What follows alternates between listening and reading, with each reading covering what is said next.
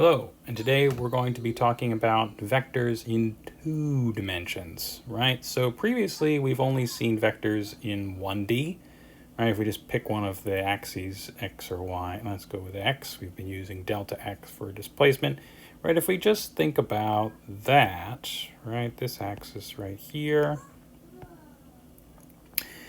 well, we only really had to worry about things going one of two directions. And so direction was, mathematically speaking, was limited to plus and minus. And so if we were adding 1D vectors, if we were taking differences between them or anything like that, all we really needed to do with some arithmetic, 2 plus 2 is 4. 2 minus 1 is 1, all of these kind of things, okay? Now, as soon as you go into 2 dimensions, things get more complicated. Not a huge amount more complicated, but it's definitely a step up from 1D. Because in addition to having plus and minus on a single axis, we've got plus and minus on an entirely separate axis, okay? And if you imagine a couple of different vectors, imagine maybe someone pulling in this direction, and whatever they're pulling on, whether they're pulling on a rope or whatever, okay? If you imagine someone else pulling on that rope at that point in this direction, well, then you wouldn't expect the magnitude of these two vectors to be just their sum. Like if this was force is measured in newtons. If this was 5 newtons in magnitude and this was 6 newtons in magnitude, you wouldn't expect the net effect of those two pulls to just be 11 newtons. And that's because they're in different directions, not just opposite one another, but sort of kind of vaguely push, maybe the net effect is somewhere off in this direction, okay? We can calculate that as it turns out or draw it out, but definitely not just, definitely not just opposite direction, definitely not in the same direction, and definitely not the arithmetic sum of 5 and 6 newtons to get the total force acting on whatever you're pulling on there, okay? So to treat vectors in 2D properly, let's get familiar with a few properties that they have. And to start that, let's just put a 2D vector right there on our axes. We're going to just call it A to keep things generic. Remember that there are lots of vector quantities. We've already talked about displacement and velocity and acceleration, but there are forces, there are momentums. We'll run into a whole lot of vector quantities during the semester, and all vectors can be treated with the methods that we're about to talk about here. So mathematically, all these vectors are the same, even though physically they're very different things. A force, for instance, is very different than a displacement. Okay, that's pretty obvious. Okay, so first, let's look at how to add these kind of conceptually. The method is often called the graphical method. So if you want to find the sum of a few vectors, say A and B and C, okay, well, you could draw them all so that their tails are attached to the origin here, and A is sort of pointing up and to the right, and B to the right and down, and C to the left. Okay, it all depends on whether this is, the compass rose, these X and Y's or something like that, or whether this is up, down, left, right, whatever. 3 vectors. We don't care what kind of vectors they are. Let's, for conceptual purposes, think about them as displacement vectors, though, because that usually makes the most sense when we're starting out with this stuff. And to add those up, well, imagine that you start at the origin, say your campsite, and you go wandering off into a field on a nice walk. And you end up at this point, okay, after moving along A for some number of meters in that direction. And then you decide, okay, well, I'm going to go a different direction. Things aren't looking so interesting over here, so I'm going to take a very hard right turn, and I'm going to go this number of meters in this direction. Pardon me. And we'll call that B, right? And then I'm going to turn again, and I'm going to wander in this direction for a while, okay? some number of meters. And I've been trying to draw this carefully, but what you'll see here is that what I've essentially done, and let me grab a different pen here. Let's get blue. What I've essentially done is I've taken B as I first drew it with it attached to the origin and moved it so that its tail is now attached to the head of A. And I've preserved its direction and magnitude, so it's still the same number of meters of displacement, and it's still in the same direction as I've tried carefully to draw. So it's parallel to the original B here, right? These two things are parallel. And then you walk along that way until you get to the head of B. And then to add C to that to get sort of our total displacement, so A plus B plus C, well, then I took C, and I didn't draw it quite as parallel as B did, but the idea, again, is that you're taking the tail of C, and you're attaching it to the head of B, and then you move right along C, okay, to get to your final destination, okay? And what A plus B plus C looks like is the following, okay? So A plus B plus C then is just drawing from the origin to our final position. Okay, those little blue dots that I've put there, right? And that's the net effect of all of these little wanderings you've done, wandering out into field in this direction, then taking a right and going this way for a bit longer, and then taking another right from your perspective and going out over here. The net effect is that you're however many meters long in magnitude that A plus B plus C vector there is. And the net effect is to have moved that many meters in the direction that this red arrow indicates. All right? So that's the basic idea. Now, you don't have to do that with displacements. You can do that with any vector quantity, though, of course, physically, what the sum of A plus B and C, A and B and C is going to be varies depending on what kind of vector you're talking about. All right? If you were talking about forces like I was originally, well then A plus B plus C would be the net force acting on that object, and you would expect the object to maybe start moving in that direction in response to that force, that kind of thing. All right. So that's the way to add vectors graphically. You simply preserve their magnitude and direction. You move them from where you originally drew them attached with their tail attached to the origin, okay, to the head of the vector that's first in the sum, so in this case, A. Okay? And we attach the tail of B to the head of A, then the tail of C to the head of B, and we eventually get to that final destination like we were talking about. All right. Now, one property of vectors that I should highlight here is that you can add them in any order, and you will get the same result. All right, so if we instead, on our little hike, went first X number of meters in the direction of B, right, we ended up here, and then we went along C second, and then A last, well, then you've got a significantly different path that you took, right? You went a completely different direction when you started from your campsite. And yet the net effect of B plus C plus A, as I've drawn it here, is exactly the same as A plus B plus C. All right? So this property is called commutation, right? They commute under addition or subtraction, as it turns out. Okay? And that means that you can add the vectors in any order you like, whether you have 3 vectors or 2 vectors or whatever. You can reverse their order of addition, and you will still get the same result. It's a nice property and one that'll come in handy. All right.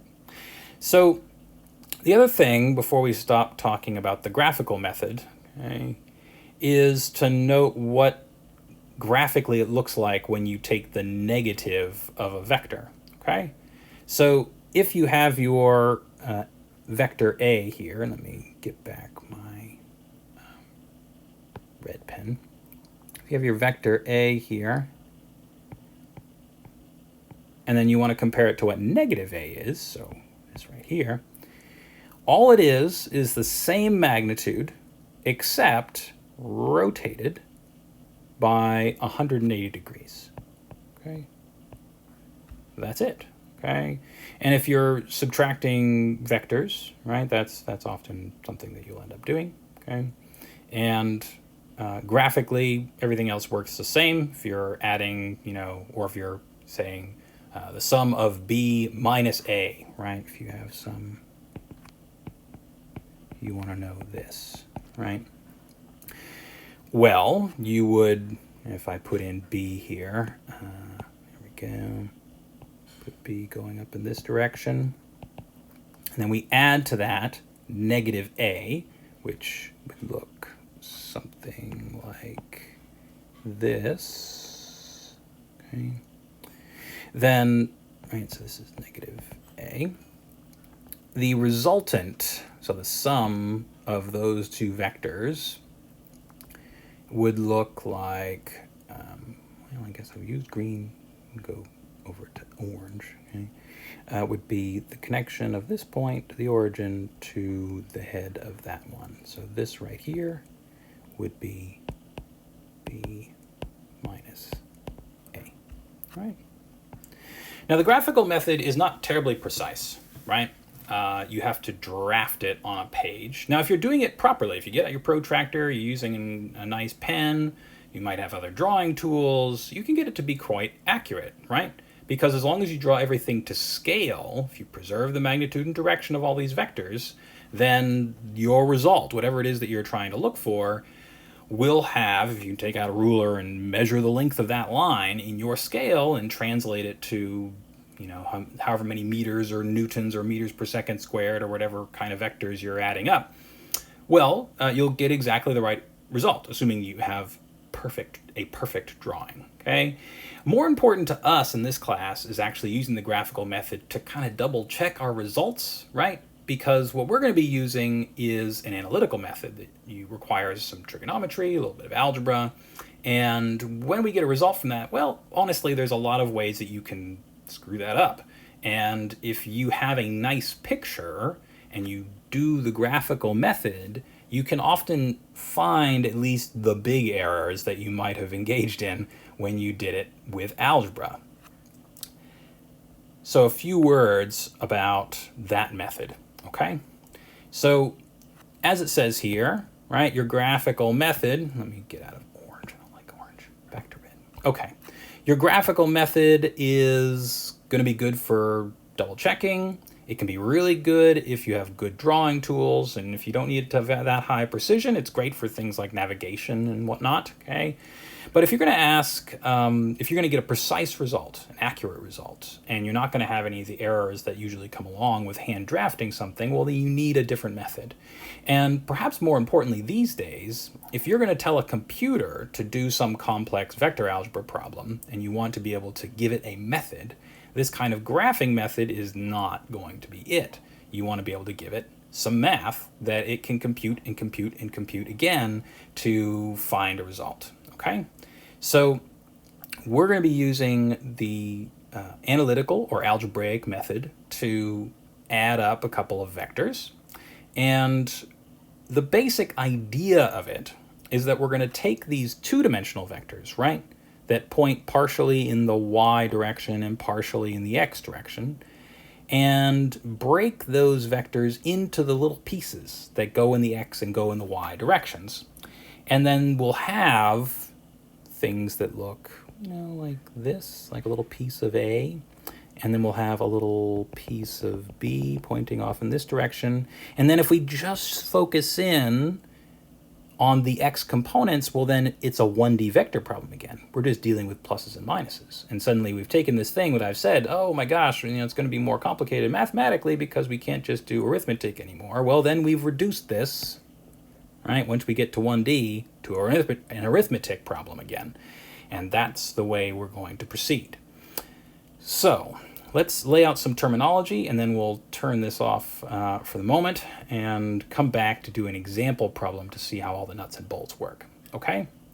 So the bits of A and B that point all in the x direction or all in the y direction, the piece of them that does that are called the components of those vectors, all right? And what they look like is this, all right? So, actually, let me back up a slide. If you drop a line from the head of A straight down so that it intersects with the x-axis at a right angle, so denote that way. Well, then a line that you would draw from the origin to that point where it intersects, okay? This is the x component of vector A, okay? And similarly, if we were to drop a line or project B onto the x-axis over here, again, interacting or intersecting at a perpendicular angle, well, then the distance, it's a fraught word, okay? But a line that connects the origin to that point, okay, would be the x component of B, all right? And you can do a similar thing to find the y components, right? You drop, instead of dropping a line from the head of A down to the x-axis, you drop a line from the head of y, or from the head of A down to the y-axis. And so this line here would be, you might have guessed, okay, the y component of A, all right? Now, I have this laid out a little more prettily on this slide. Okay, I've only done the x components here, but again, the dotted line comes down. You're projecting A onto the x-axis. You can think about it like an old-style projector. You're literally like, you know, put a light up here, okay, and shine some light, or, you know, imagine the sun overhead or something like that. And the x component then you can interpret sort of as the projection of A onto the x. It's the shadow that A would create on the x-axis. And then to find the y components, you kind of move your light source over here and you project A onto the y-axis. And so you get a shadow that looks like that. All right. And that would be the y component of A. Now I did show the y component over here, right, on the y-axis, okay? And that's the same as like this thing and this thing are exactly the same thing. Kind of like how if you sort of make the other triangle of the rectangle here, if you go like that, then this is the x component of A, just like this is, okay? One other notation thing before we wrap up. Notice that I've been calling the y component of A sub y, and the y component of B sub y.